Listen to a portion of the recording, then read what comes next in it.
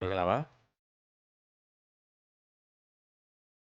ကျွန်တော်တို့ login name နဲ့ကျွန်တော်တို့က password လေးထည့်မယ်ပြီးလို့ရှိရင်တော့ကျွန်တော် sign in နှိပ်မယ်ပေါ့နော်ဒါနှိပ်လိုက်ရတယ်ပေါ့အဲ့တော့ကျွန်တော်တို့ဒီမှာ menu လေးရှိတယ်ပေါ့နော်ဒီအပေါ်မှာလည်း menu လေးရှိတယ်ဒီဘက်ဘေးမှာလည်း menu လေးရှိတယ်ပေါ့နော်ဒီမှာတော့ဘာလုပ်လို့ရလဲဆိုတော့ကျွန်တော်တို့ကဒီမှာဘာတွေရှိလဲဆိုတာ notification ဖတ်လို့ရတယ်ဆိုကျွန်တော်ဘာတွေ status ရှိတယ်ပေါ့နော် status ကြီးကြီးမားရှိဒီ notification column လေးထဲမှာပေါ်လာလိုက်မယ်1 2 3 4ပေါ့နော်အကောင့်လေးပေါ်လာလိုက်မယ်ဒါကတော့ဒီလက်ရှိဝင်နေတဲ့ user ရဲ့ row ပါလောလောဆယ် owner row နဲ့ဒါ login ဝင်နေတယ်ဒါကတော့ sign နာမည်ပေါ့နော်ဘယ် branch ရဲ့ main branch ရဲ့ဘယ် sign ပေါ့နော် sign နာမည် log out လုပ်ချင်တော့ဒါ log out လေးတစ်ချက်နေလာလို့ရှိရင် log out ဖြစ်ပါပြီပြီးလို့ရှိရင်ကျွန်တော်ဒီဘက်ချက်မှာကျွန်တော်ဒီ demo live mode ပေါ့နော်ကျွန်တော်အမှောင်မဲနဲ့အဖြူပါဗျာနော်မဲနဲ့အဖြူနဲ့ကျွန်တော်သုံးလို့ရပါတယ်ဒီဘက်ဘယ်ချက်မှာကျွန်တော်က home dashboard home ကတော့ကျွန်တော် home page ကိုပြန်ရောက်သွားမယ်ခုနကတော့ကျွန်တော် login ဗီဒီယိုရောက်သွားမယ်ပြီးလို့ရှိရင်ကျွန်တော် dashboard ကတော့ကျွန်တော်လုပ်ငန်းရဲ့ကျွန်တော်တို့အချင်းချုပ်လေးပေါ့နော်graph လေးတွေ user interface တွေနဲ့ရတဲ့ပုံစံလေးပေါ့နော်dashboard ဒါ dashboard ပေါ့ဒီမှာတော့ရောက်နော်အဲ့လိုမျိုးပါလေးကျွန်တော်တို့ကျွန်တော်ကဒါအသေးစိတ်မရှင်းပြသေးဘူးကျွန်တော် menu လေးတွေကျွန်တော်ပြောပြ dashboard ကဘာလုပ်တာလဲဆိုတော့ကိုယ့်ရဲ့လုပ်ငန်းရဲ့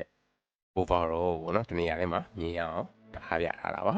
ပြီးလို့ရှိရင်ကျွန်တော် sales and service ပေါ့နော် sales and service ခါကျတော့ကျွန်တော်ကအယောင်းပိုင်းပေါ့နော်ရောင်းတဲ့အပိုင်းမှာကျွန်တော်က sales တွေရောင်းတဲ့ခန္ဓာတွေရှိပြီပြီးလို့ရှိရင်ကျွန်တော် invoice တွေပြည်စာတွေပြန်ကြည့်တာမျိုးတွေပြီးလို့ရှိရင်ကျွန်တော် quotation online ကနေ quotation တောင်းတာမျိုးတွေ quotation ပြန်ပို့တာမျိုးတွေ negotiate လုပ်တာမျိုးတွေပြီးလို့ရှိရင် job orders ကျွန်တော်ကဘယ်လိုခေါ်လဲအမြဲတမ်းရောင်းတဲ့ပုံစံမျိုးမဟုတ်ဘဲနဲ့တတိတတ်ပေါ့နော်လာတဲ့ job orders မျိုးတွေရှိနိုင်တဲ့အဲ့ဒါမျိုးတွေတုံးလို့ရတယ်ပြီးလို့ရှိရင်ကျွန်တော်ဒီ sales and service မှာ approval ဆိုတာရှိတယ်approval ကတော့ကျွန်တော်တို့ကဒီ owner နဲ့ cashier နဲ့ staff နဲ့ပေါ့နော်ဒီကြားထဲမှာကျွန်တော်ကဒီ workflow လေးတစ်ခုတည်ဆောက်ထားတယ်ဒီမှာ invoice တွေပြီးလို့ရှိရင်တခြားဒီ item ရဲ့ price တွေဒီလိုတွေပြင်လို့ရှိရင် cashier တွေကိုပေးပြင်လို့မဖြစ်ဘူးပေါ့နော်ဒါကတော့ကျွန်တော် security level ရပေးမဖြစ်ဘူးပေးမပြင်ဘူးပြင်မြင်တယ်ဆိုပြင်လိုက်ရင်ကျွန်တော်တို့ owner စီကိုကျွန်တော်တို့အလဲရတယ်ပေါ့နော် owner အဲ့ဒါကို approve ဒါမှမဟုတ် reject ဒါတွေလုပ်လို့ရအောင်ဒီ sales ထဲမှာရှိပါတယ်နောက်တစ်ခုကကျတော့ကျွန်တော်တို့ inventory ပေါ့ inventory ကတော့ကျွန်တော်ကဒီ stock တွေနဲ့ပတ်သက်တာတွေရှိမယ်ပြီးလို့ရှိရင်ကျွန်တော် catalog တွေနဲ့ပတ်သက်တာရှိမယ်ပေါ့နော်တချို့လုပ်ငန်းတွေကကျွန်တော်က stock ကိုဖြည့်ပြီးတော့မှလုပ်ရတဲ့ပြန်ရောင်းရတဲ့လုပ်ငန်းတွေရှိတယ်တချို့လုပ်ငန်းတွေကျတော့ service ကြီးပဲရောင်းတာမျိုးတွေရှိတယ်အဲ့လိုမျိုးကျွန်တော်ကရှိတယ်ပေါ့နော်တချို့လုပ်ငန်းတွေကခုန retail ရောင်းနေတယ်လို့မျိုးပဲသူတို့ကဒီ wholesale ပုံစံမျိုးလဲတွဲရောင်းတာမျိုးတွေလည်းရှိနေတယ်အဲ့ဒါမျိုးဆို bundle တို့ပါတော့ပေါ့နော်ဒီလိုမျိုးတွေ create လုပ်ကမဲ့နေရာပေါ့ဗျာနော်ကျွန်တော်တို့ကအဲ့ဒီ item တွေရှိမှ sales မှာဈေးရောင်းလို့ရမှာဖြစ်တယ်ပေါ့နော်အဲ့တော့ inventory ရှိမယ်ပြီးလို့ရှိရင်ကျွန်တော်တို့က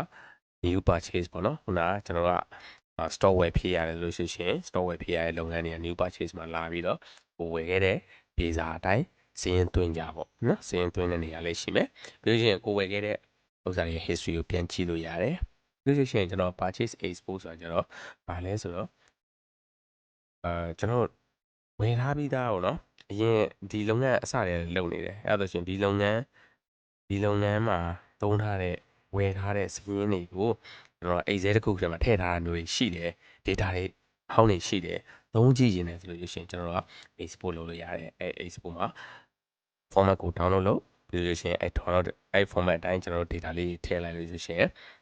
upload လုပ်လိုက်လို့ရှိရင်ကျွန်တော် store တွေကို automatic ရောက်ပါတယ်ပြီးလို့ရှိရင် supplier star ကတော့ကျွန်တော်တို့ဝယ်တဲ့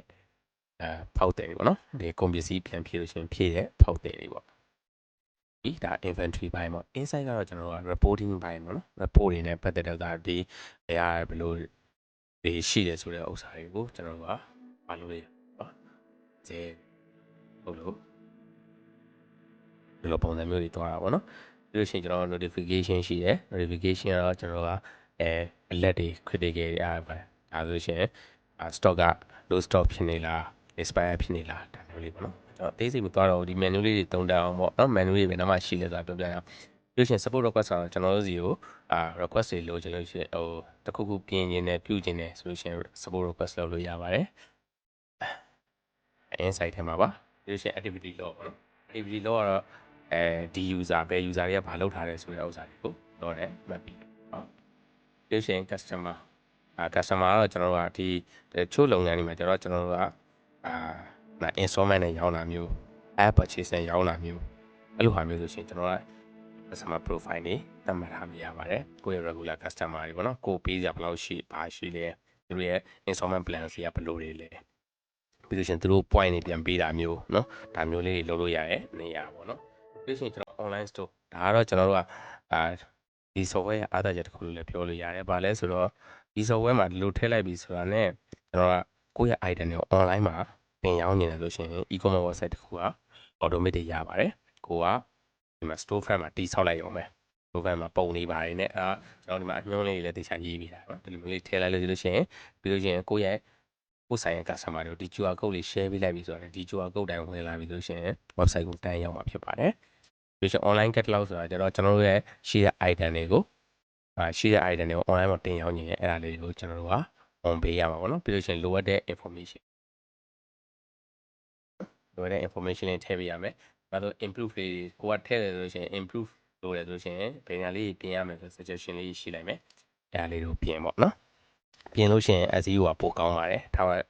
ကျွန်တော်တို့ဒါ detail မသွားသေးဘူးเนาะ detail ကြမှာကျွန်တော်တေချာလေးရှင်းပြမယ်ပြီးလို့ရှင် online order နဲ့ order မှာလည်းဒီပေါ့နော်ဒါ list တွေကိုဒီမှာမြင်ရပါတယ်ပြီးလို့ရှင် analytic ပေါ့နော်အဲ့တော့ကျွန်တော်တောင်းနေပါကိုရစီရင်အင်းနေပေါ့နော် top products ကပါတယ် content channel ကပါလဲဒီ channel ကနေကိုဟိုဖြစ်လဲပေါ့နော်ပြီးလို့ရှိရင်ကျွန်တော် watch page ကတော့ setting နဲ့ပတ်သက်တာပဲပေါ့နော် discount manager discount လုပ်လို့ရတယ် barcode and label ပေါ့နော်ဟို item တွေကိုကိုယ့်ရဲ့ product တွေကို barcode တွေ label တွေကတ်ချင်တယ်ဆိုလို့ရှိရင်ကတ်လို့ရအောင်တစ်ခါရဲထုတ်ပေးတဲ့ဥစ္စာမျိုးပြီးလို့ရှိရင် setting မှာတော့ကျွန်တော်တို့ကsetup guide ရှိတယ်ဒီ setup guide လေးကြည့်ပြီးတော့ဖြည့်သွားခြင်းလည်းရပါတယ်ပြီးလို့ရှိရင်ကျွန်တော်တို့ဒီနေရာ plan လေးနဲ့ပတ်သက်တာပေါ့အဲဆိုရှင်ဒီဗီဒီယိုလေးကကျွန်တော်တို့ခေါင်းစားရလို့ login ဝင်ပြီးတော့ menu ဘယ်လိုသုံး menu လေးတွေပါရှိလဲဆိုတာလေးကိုရှင်းပြရတဲ့ဗီဒီယိုလေးဖြစ်ပါတယ်နောက်ဗီဒီယိုမှာတွေ့ပါမယ်